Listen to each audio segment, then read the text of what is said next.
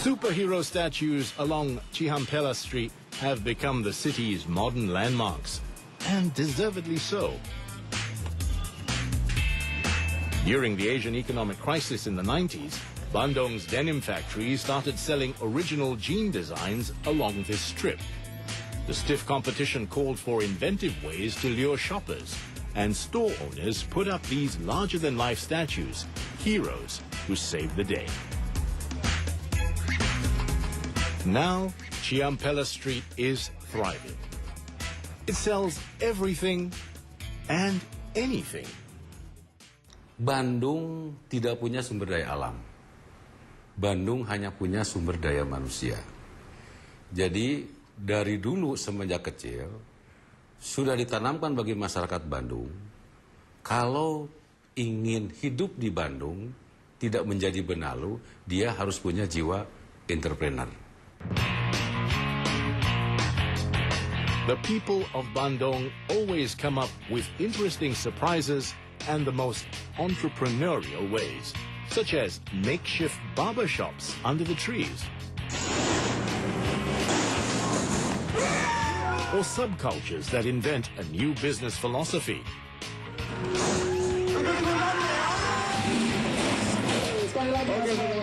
In the 90s, the city's youth-oriented communities gave birth to do-it-yourself clothing. In a quest for relatively affordable styles that evoke their free spirit, they started to produce one-of-a-kind T-shirts and accessories for themselves. This redefinition of cool spread like wildfire and became big business. It also gave rise to Indonesia's distros.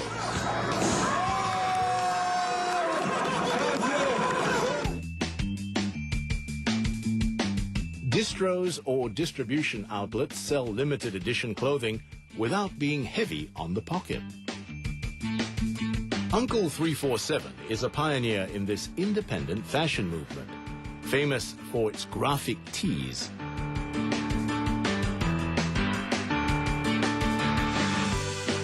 And its founder, 38-year-old Dendi Darman, became one of Bandung's youngest self-made millionaires. He started producing T-shirts for himself and his friends 15 years ago, when he was just a graphic design student, sewing and printing the tees himself. Today, he employs 100 workers, including 10 designers. He also has 80 resellers around Indonesia who are limited to 2 items per model to ensure exclusivity. Lately, Uncle 347 has started exporting to nearby Asian countries like Singapore. Its annual profit has reached close to $1 million. But this uber-rich artist believes running a creative startup needs to be true to its core. Menurut saya sih, kalau ini berangkatnya dari apa ya, dari hasrat karena desain, karena senang gitu. Ketika ini jadi bisnis, kita melihat ini kayak hadiahnya gitu, kayak hadiah aja gitu ketika bisnis. Mungkin kayak gitu, jadi bukan manajemen yang bagus, tapi kreatifnya yang bagus, nanti manajemennya yang bakal backup. Distro is very phenomenal because we create the market, not the market who create the distro. It means the young people of Bandung observe the trend, transform the trend into wearable or objects that they think the market will somehow interested. Today, there are more than 400 locally designed and locally produced brands in Bandung, and about 1,500 distribution outlets across Indonesia. And distros have been identified as an economic driving force in a blueprint to maximize Indonesia's creative industries. We began to evaluate the importance of the creative economy for Indonesia and how it was a potential source of growth, job creation, and we started looking into it, hence the blueprint. And we discovered that the economic contribution of the 14 subsectors or 14 creative industries that make up the creative economy in Indonesia contributed about 7% to GDP. So it's sizable, yeah? And it's contributing maybe around 10% of exports and about 7% to the absorption of the labor force. The Indonesia Creative Economy Blueprint 2009 to 2025, also known as Presidential Decree 6/2009, aims to increase the creative industry's contribution to the national GDP from the current 7% to 11% in the next 10 years. The grand vision is to make Indonesia a respected creative nation in the world by setting up an ecosystem for creative startups. The plan is being executed by the newly created Ministry of Tourism and Creative Economy, a sign of the country's seriousnness of intent in boosting the economy through the combined power of small businesses. Just like Korea, I think, Korea is a good model because they started on this creative economy, I guess about 10, 15 years ago. And look at where K-pop and Korean films, look at where they are today, So I think we aspire in that direction, but it will need some concentrated effort. But, we have the advantage that we do have the large domestic market. Bandung is set to be the nation's leader in this endeavor. Already, it can boast of its exceptional strength as the only city in Indonesia performing well in 4 creative subsectors, namely fashion, music, culinary arts, and information technology.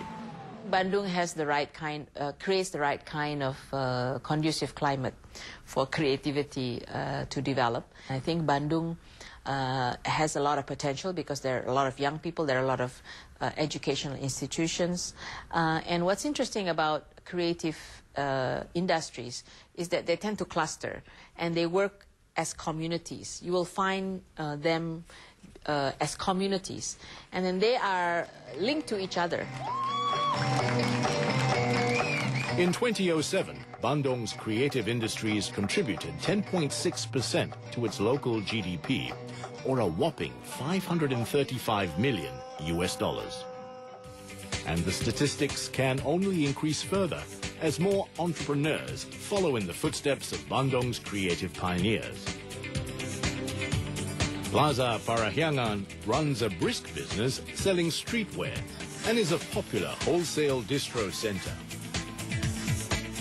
With about 400 brands and 500 stalls under one roof, design is the all-important X factor in generating sales. Asep Rusmana owns 4 stores in Plaza Parahyangan and is the chairman of the Distro Bandung Businessman Union. He used to have a textile manufacturing business producing mass products, but in 1997, he focused on running a distro. Under his brand, new models must be released weekly and production is limited to only 12 pieces per design. Karena asumsinya produksi ini tidak pernah takut atau tidak pernah terganggu dengan barang-barang seperti dari Cina. Karena kan pada dasarnya produk Cina itu massal, global. Sedangkan kita, distro itu limit, edition limit ya. Jadi produknya itu hanya sedikit-sedikit. Ya, artinya sedikit-sedikit itu tidak jenuh dan terus berkreasi, berkembang, berubah-ubah itu, desain dari model dan sebagainya.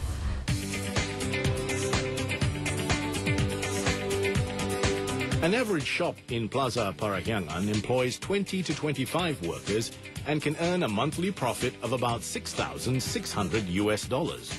That's a total of 10,000 jobs and a collective income of $3 million per month. Distros are the pride of Bandung.